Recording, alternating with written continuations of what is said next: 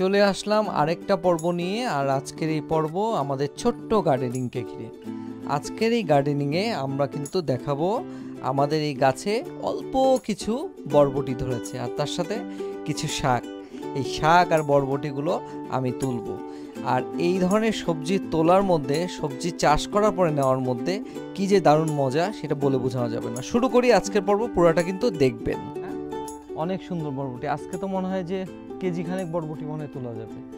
বরবটিগুলো সবচেয়ে ভালো হতো কেচি পাইলে, বুঝছো? কেচি না থাকার ফলে বরবটিগুলো দেখি তুলি। ও, এটা আমার জীবনে প্রথম বরবটি তোলা।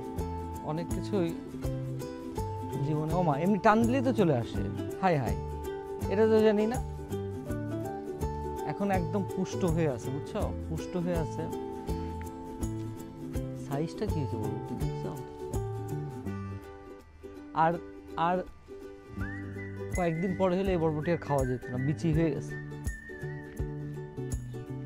এখানেও আছে মোটামুটি। এই গাছের বরবটি শেষ, আরেকটা আছে। বরবটি কিন্তু খুবই দ্রুত বাড়ে। মোটামুটি মাসখানেকের মধ্যে আসছে না, এটা মাসখানেকের মধ্যে তো বরবটি চলে আসছে। মাসখানেকের মধ্যে বরবটি, মাসখানেক বা 21 দিনে এরকম আর কি। ও, একদমই ফ্রেশ। এগুলোর মধ্যে কোনো রকম মানে সার সুর ওইভাবে নাই। সার থাকলে তো আর খাওয়া যায় না। মাত্র 1 পোয়া হয়েছে, 250 হয়েছে হয়তো। তাইলে কতগুলো বরবটি গাছ লাগে? যারা ক্ষেত করে তাদের জন্য আসলে প্রচুর গাছ লাগাতে হয়। আবারও হবে এই গাছগুলোতে। মোটামুটি এখানে তো 1/2 কেজি এবার হয়ে গেছে নাকি, আর আছে নিচের গুলো মাটি লেগে আছে। আচ্ছা, নিয়ে যাই, পরিষ্কার করে খাওয়া। এত অর্গানিক হলে তো কোনো কথা নেই। এই গাছের বরবটিগুলো তুলব। এটা হলো সবচেয়ে বড় গাছ আমার। এই গাছে বরবটি তোলা হয়ে গেছে একবার, এত বেশি নাই। অনেকগুলো আছে, হলো কেবল হচ্ছে। তাও নেওয়া যাবে, এগুলো নেওয়া যাবে। আজকে বরবটি তুলা কিন্তু এই গাছে এত বেশি নাই। পিছনে আছে, সামনেগুলো দেখে নিয়ে তারপর পিছনে। সব পারবো না, সব দিকে ছড়ায় ছিটে আছে। তুমি এদিক দিয়ে আসো, এদিক দিয়ে আসলে তোমার তখন এগুলো দেখতে পাবো। পিছনের দিকে, এইদিকে চলে আসো, এদিকে আসলে এইগুলো আছে।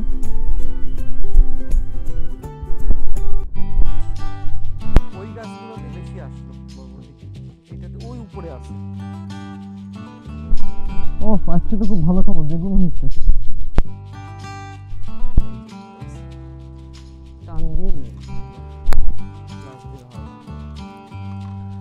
আপনা আপনি ব্যয় ব্যয় উঠে গেছে উপরে। বরবটি কিন্তু কাঁচাও খাওয়া যায়, ছোটবেলায় দেখছি তো, সব কাঁচা কচকচ করে খেয়ে ফেলছে। এই হলো, এখানে হলো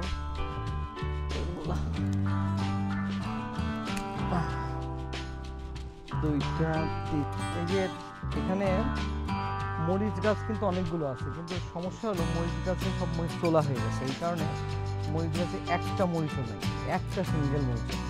কিন্তু এই মরিচ কিন্তু অনেক ঝাল। মরিচ গাছগুলো অনেক সুন্দর হয়েছে, প্রায় 10-12টা মরিচ গাছ, আরও বেশি হবে, ওইদিকেও আছে। আর এইটা হলো সেই ডাঁটা শাক। আমার মনে হয় যে ডাঁটা শাক কিছু তুলে নেওয়া দরকার, কারণ ডাঁটা শাকের ডাঁটা যদি হয়, আমরা শাক তো খেতে পারবো, তাই না? শাক খেতে পারবো না, যেমন আমার ডাঁটা শাকের কিছু শাক তুলে নিয়ে যায়, কারণ খামাখা এগুলো কবে ডাঁটা হবে সেই আশা বসে না থেকে কন্যা থেকে যেগুলো হলো কিছু আমরা খেয়ে নিলাম, সবুজ শাক হিসেবে খাওয়া যাবে। এটা যে বলে এই ইসের নাম হলো হচ্ছে সুরেশ্বরের ডাঁটা, তাই না? সবচেয়ে ভালোটা আর কি। এই কটা নিয়ে যাই নাকি? হ্যাঁ, বাকিটা হোক বড়গুলো। এই যে কিন্তু এইটা হইতে অনেক সময় লাগছে। এইটা হইতে আমার তো মনে পড়ে মাসখানেক তো হয়ে গেল। এটা আস্তে আস্তে কেন যে আস্তে আস্তে উঠলো জানি।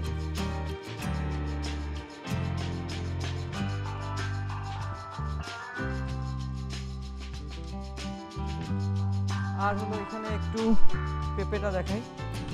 পেঁপেটা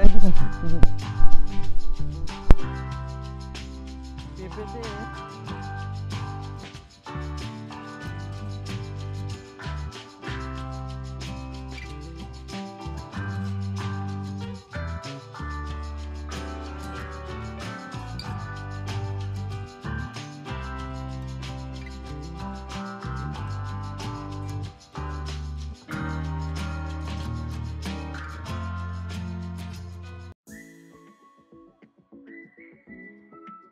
থেকে তো টায়ার্ড হয়ে যাব।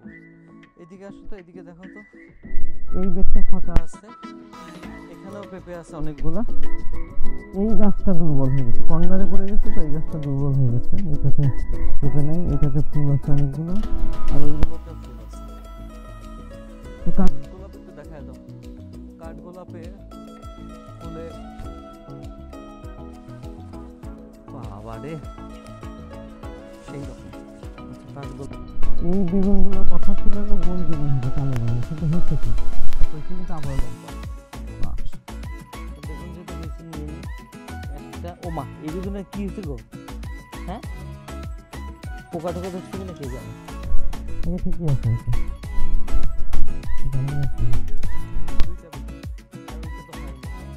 মাত্র দুইটা বেগুন পাই। আচ্ছা, এটাও নিতে হবে, দুদিন পর আর এটা তিনটা বেগুন পাইলাম। ও আচ্ছা, ওই আরেকটা আরেকটা ওই বেগুনটা নেওয়া যাবে না, ওই বেগুনটা কোথায় নেই, আরেকটা বেগুন আছে এখানে। তারপরে আমি এগুলো সবগুলোকে জল দেবো, জল দিয়ে তারপর যাবো গাছে জল দেওয়া লাগবে। এই 4টা বেগুন আর 800 নাই। আচ্ছা, আমার বাঙ্গিকে বুঝে বাঙ্গি কই? বাঙ্গি আসছে কিন্তু, বাঙ্গি আসছে দেখো, বাঙ্গি দেখছো?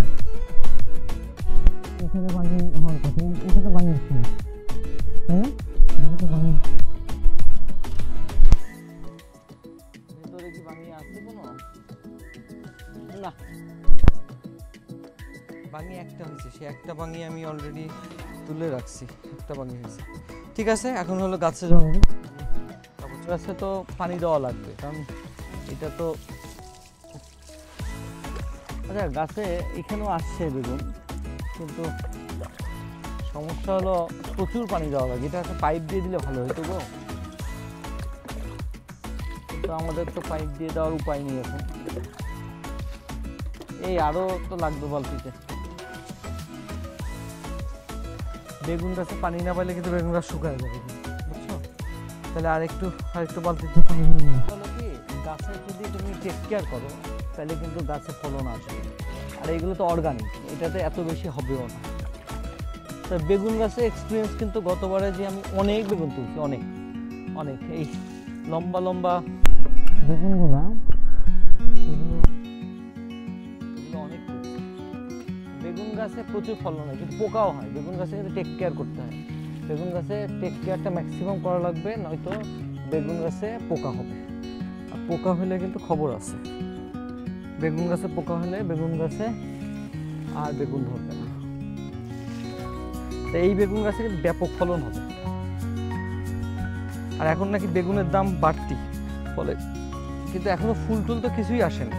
যাই হোক, আমি এগুলো একটু দেখাইলাম কেমন করে গার্ডেনিংটা আমি করতেছি, তাই না? কেমন লাগছে গার্ডেনিংটা? ভালো। সবজি যদিও খুব সামান্য অল্প কিছু সবজি আজকে তুলেছি, কিন্তু তারপরও এই সামান্য সবজি হলো এটা আমার কাছে অসামান্য।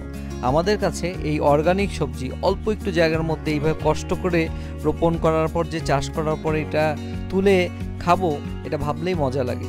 আসলে এই ধরনের কাজগুলোকে আমাদেরকে অনুপ্রাণিত করে, আর কৃষিকাজ করতে কার না ভালো লাগে। আশা করি ভালো লেগেছে আপনাদের এই পর্ব, আর কেমন লেগেছে সেটা অবশ্যই আপনারা মতামত দিয়ে জানাবেন। পরবর্তী পর্বতে আপনার সাথে আবারও দেখা হবে এইরকমই মজার কোনো কৃষিকাজকে ঘিরে। ততক্ষণের জন্য সবাই ভালো থাকবেন, সুন্দর থাকবেন, সুস্থ থাকবেন, এবং অর্গানিক শাকসবজি বেশি বেশি করে খাবেন, কারণ শাকসবজি খেলেই আমরা সুস্থ থাকবো এবং সুন্দর থাকবো, সতেজ থাকবো এবং প্রাণবন্ত থাকবো। আর আমাদের এই ভিডিওগুলো কিন্তু এই উদ্দেশ্যে বানানো, যেন আমাদের এই শাকসবজি খেয়ে আমরা নিজেরা যেন অনেক অনেক আনন্দ করতে পারি, মজায় থাকতে পারি। সবাই ভালো থাকবেন, সুস্থ থাকবেন। শেষ করছি, বাই।